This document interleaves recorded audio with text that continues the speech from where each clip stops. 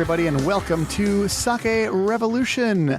This is America's first and only weekly sake podcast, and I am your host, John Puma, from the Sake Notes, also the admin over at the Internet Sake Discord, everybody's favorite place to hang out and chit-chat about sake. And on the show, there is a regular guy and there is a sake samurai, and I am the regular guy.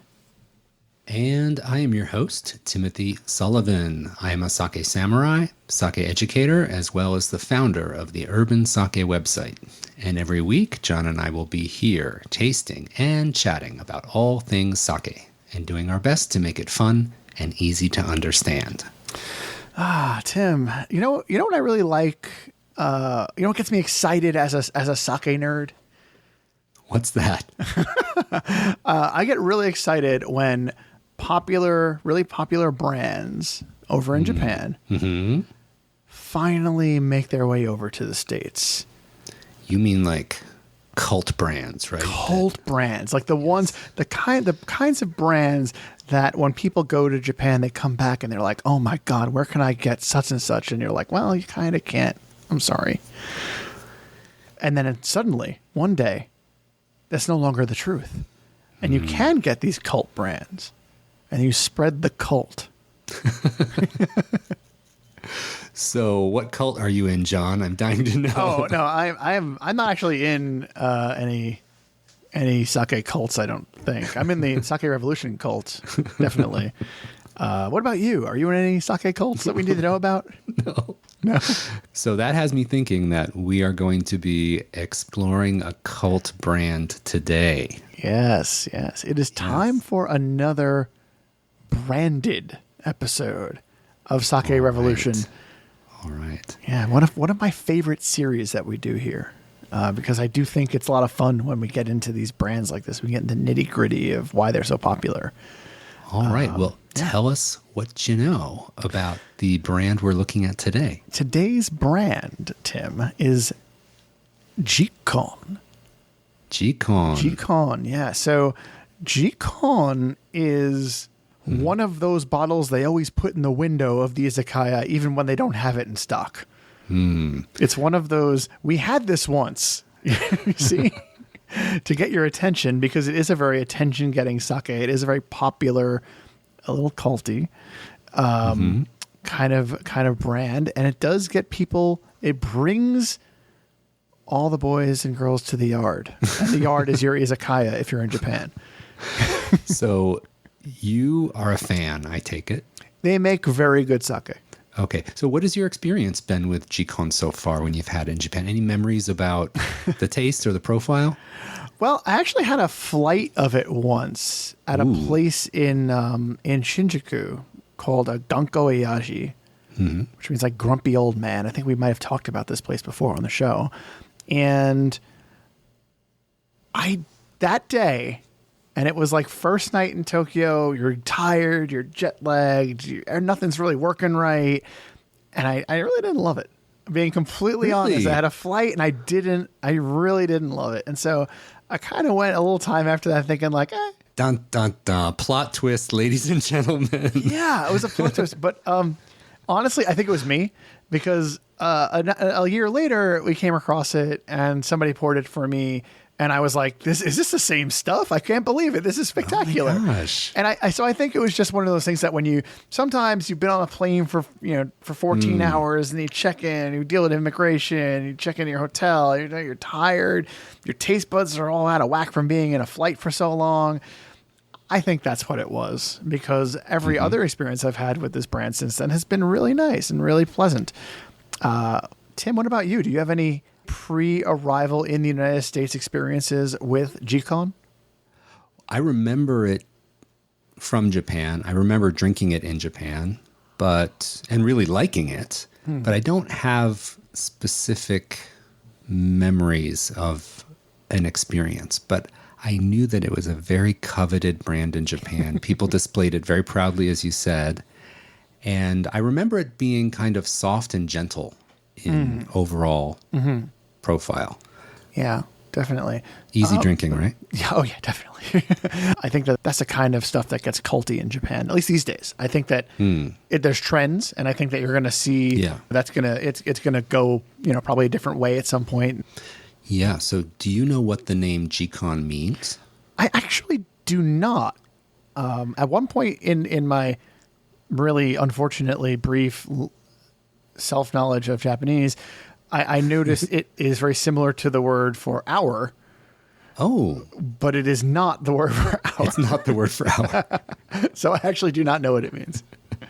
Well, the English translation that the importer has come up with is called here and now.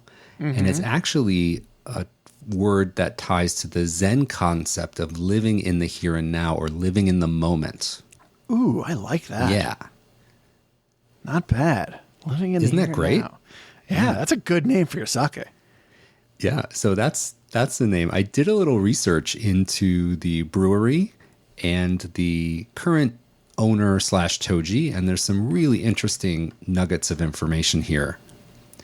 So the brewery name, so Jikon is the brand name, but the brewery that actually makes this sake is called Kiyasho Shuzo, and they were founded in 1818. And it's because of course they were. Of course they were. And they've been going for 6 generations. This is Mie Prefecture, Nabari City.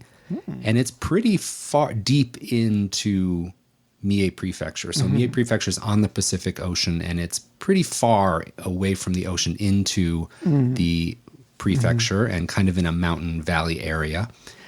And the current owner, Toji, president, is Tadayoshi Onishi. Oh, wow. So he's doing both roles. Yes. Wow. And he's the 6th generation, and he took over in 2003, and get this, at the age of 27 years old. I mean, it can't be, this cannot be a coincidence, Tim, that when we talk about these cult brands, there's almost always a story of a young person coming in, with fresh ideas, and doing it their own way. Now, did the Jikon brand come with him, or did that exist beforehand? No, the Jikon brand was a new invention. That was founded in 2005. So he took over in 2003 at the age of 27. And the brewery, when he took it over, was very different than it is today. They were making about 100 koku of sake, so about 1,800 liters of sake a year. So very, very small production, and they were making almost exclusively futsushu, or table sake. And he said the brand previously used to do lots of charcoal filtration and is very different sake. And he tried hard originally to sell this sake. And you know what he said in an interview? He said that he tried Juyeon Dai, which is from your favorite prefecture. It is. Yamagata. That's another cult brand. Yes. And oftentimes in the store window, right alongside the bottle of Jikon is a bottle of Hyundai. So now they're kind of teammates almost in this cult brand competition. Yeah. So when Onishi-san tried Hyundai, the scales fell from his eyes, and he was like, I've been trying to sell this futsushu, but what I really need to do is retool and just brew better sake. And that got him obsessed with becoming the Toji, making better sake, and started his journey to creating Jikon. That's really, really interesting, especially considering, like, I think they always talk about how the sales of futsushu go down every year, and the sales of the more premium stuff are tipping up every year.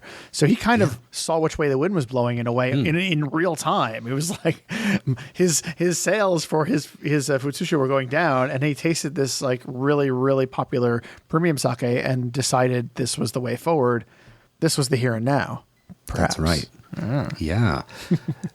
So at age 27, he did take a course at the National Research Institute of Brewing.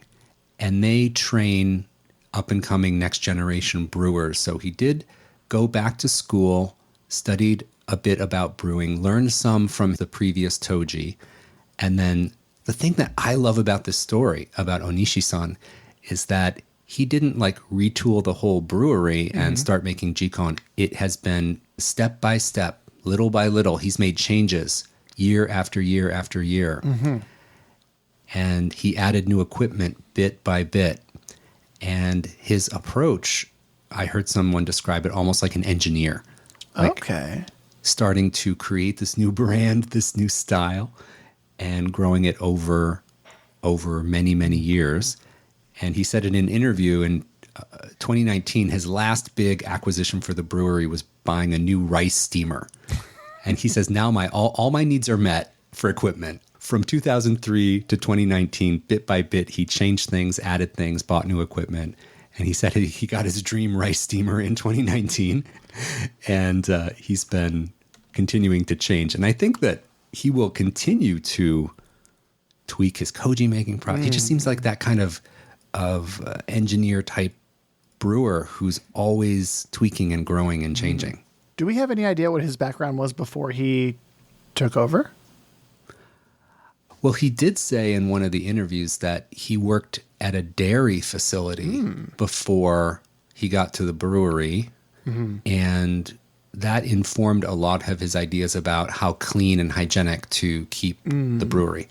So one of the things he did when he took over was he instituted new cleaning rules for the brewery, which enables this super lovely, soft kind of sake. Before he started assembling the Kura of Theseus. Replacing one a little bit at a time, Tim. Yeah. But isn't that great?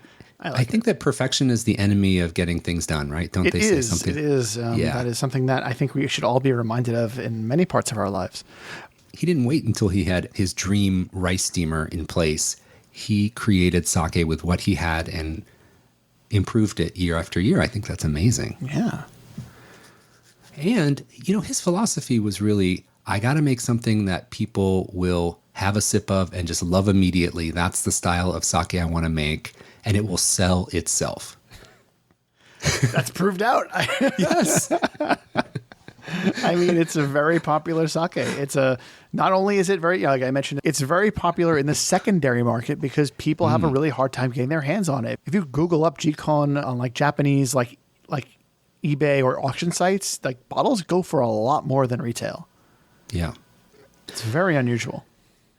Now, we want to be clear that this sake is exported to the U.S. Yes. It's a little hard to come by. You need to go to your specialty retailers to find it, but it is out there. You definitely want to seek it out.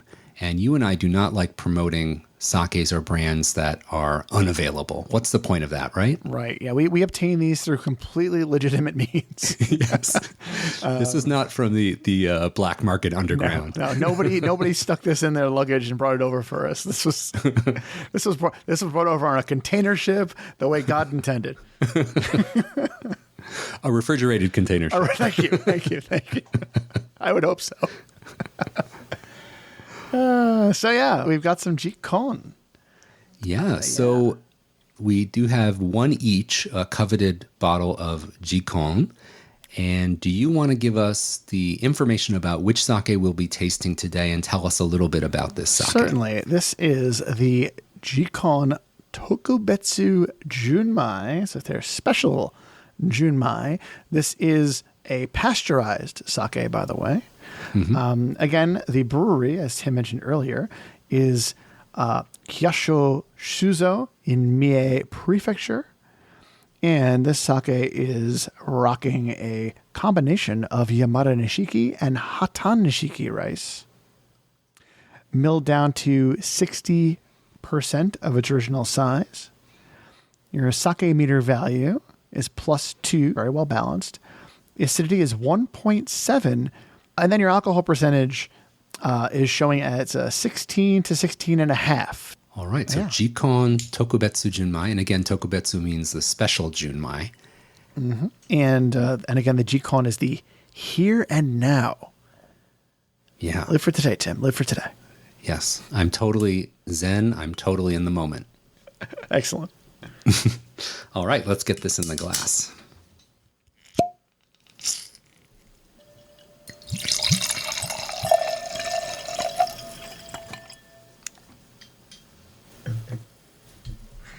Oh, I'm getting wafting. I've poured it in the glass. Is it the aroma's wafting? From the other room, or is it right there? It's right there. Ooh, yeah. Okay, so we've talked about some melon in our days, John, on this podcast. We've talked our melon. We've talked about melon Our before. melon talk. But this is exceedingly melony, don't you think? It is. Even for us. Yeah. So it's a lot of melon, and there is a very, even though this is pasteurized, this is a freshness to the aroma of the melon, like very fresh melon. Yeah, you just slice that honeydew open. Yeah. Yeah, it smells super juicy and fresh. I'm also picking up on a little bit of floral notes. Like if you think about white flower or orange blossom or something like, there's a little floral note in there in addition to the super juicy melon aromas. I think I'm with you on that orange blossom specifically.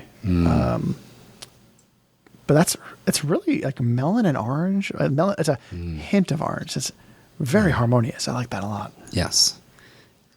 And along with the orange, maybe a hint of something citrusy too. If you think about lemon rind or lime rind, something in there, it just has that balanced note of brightness. Really a lovely aroma. It is. It is.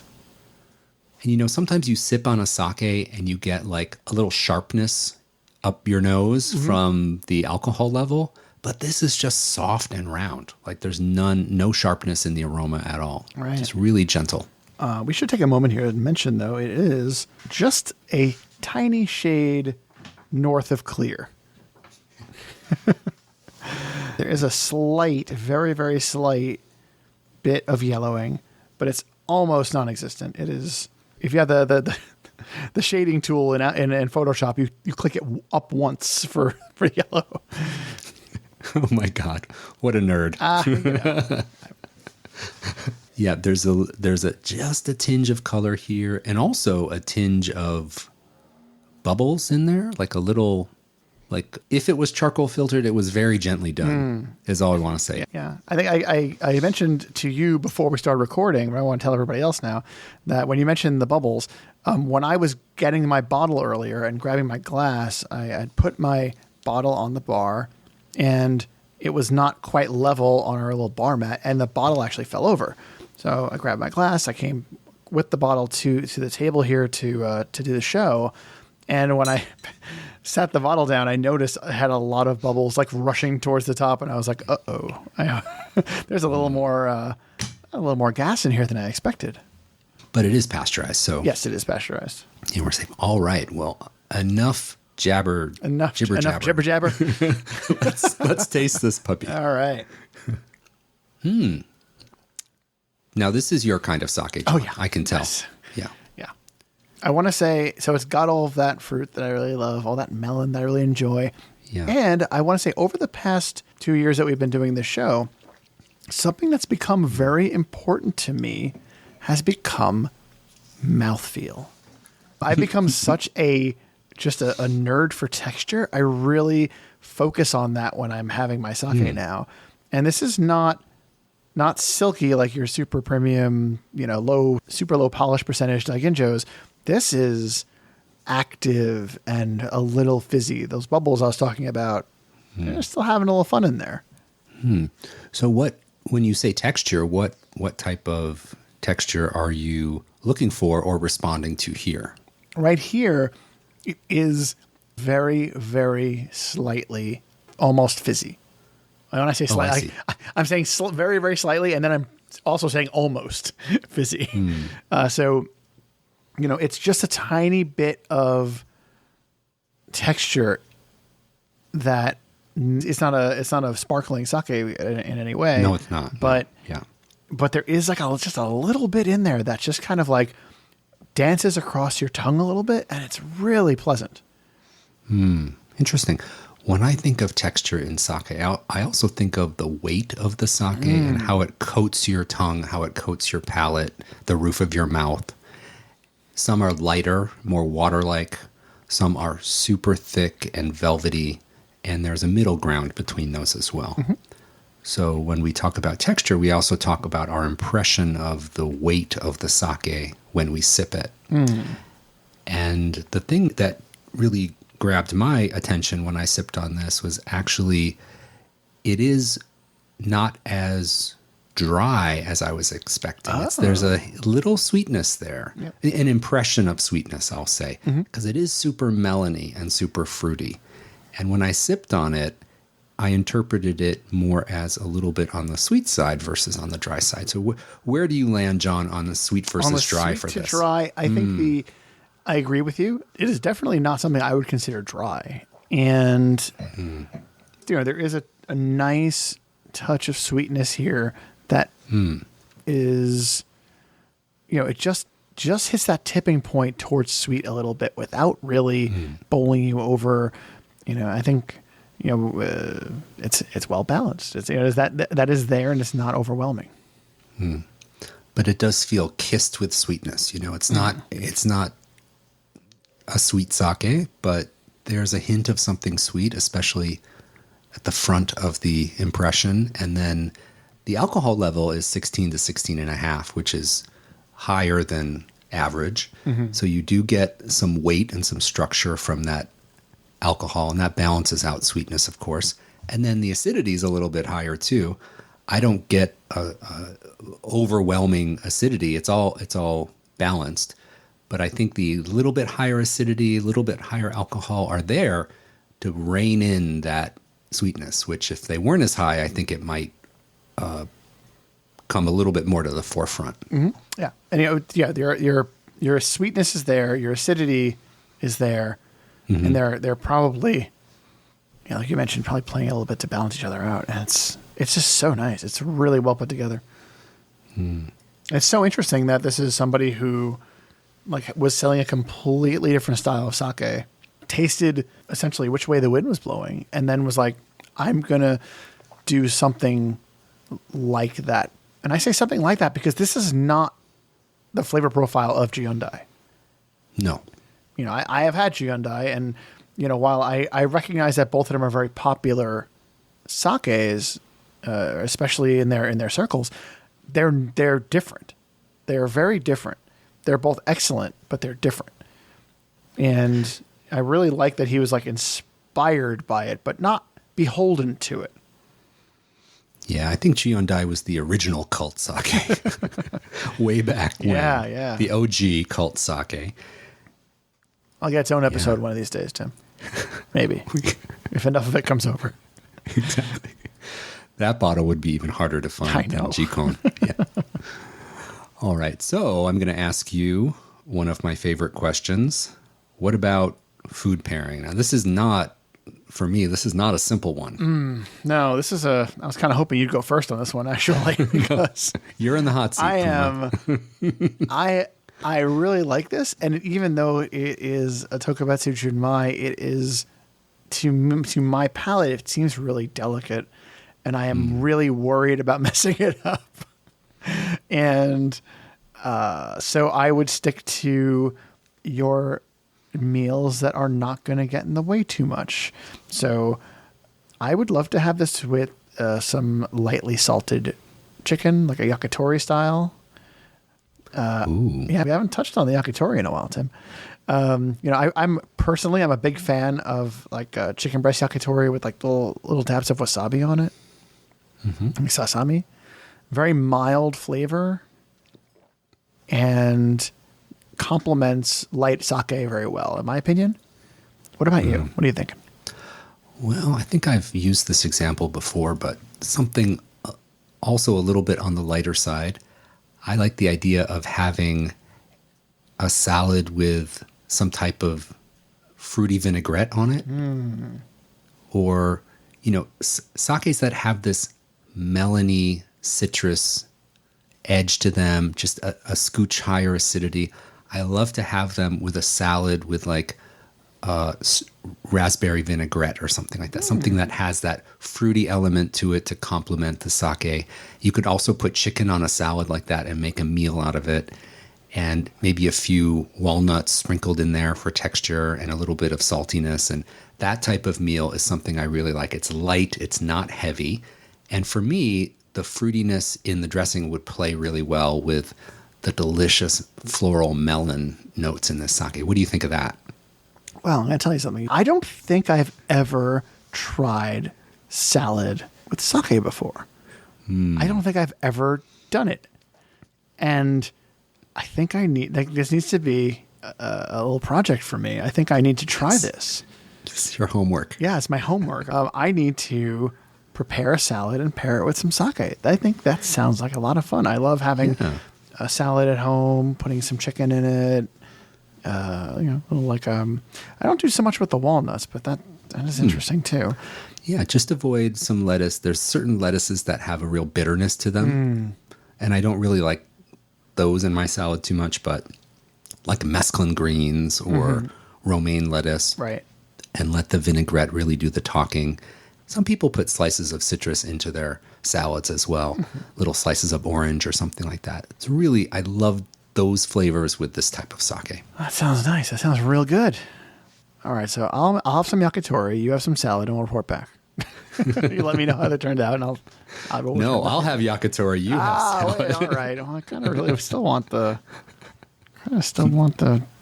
yakitori.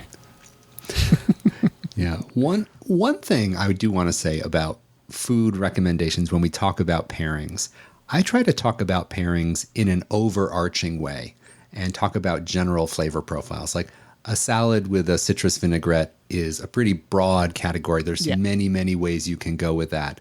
I like to give pairing recommendations that are just general guidelines and go explore. And the same with yakitori. Yakitori is like a charcoal grilled chicken, and there's so many ways you can go with that. So these are, in my mind, just jumping off points for people to explore.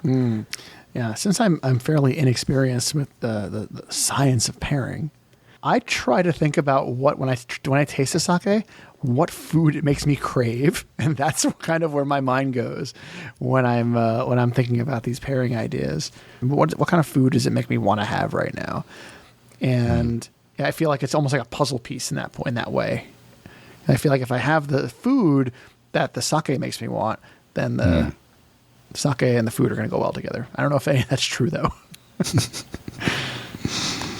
Yeah, well, just dive in and try it. There's very little you can do wrong. It's a low-risk activity, sake and food pairing. Chances are very high you'll come out happy at the end of the meal. Excellent. Sounds great. All right. So this was a great sake. Yeah. So do you think Jikon has earned its status as a cult sake? I mean, I think it's fantastic, and I'm really glad to have it in the States now. Lucky for us. Yeah. Definitely lucky for us that we can get it here.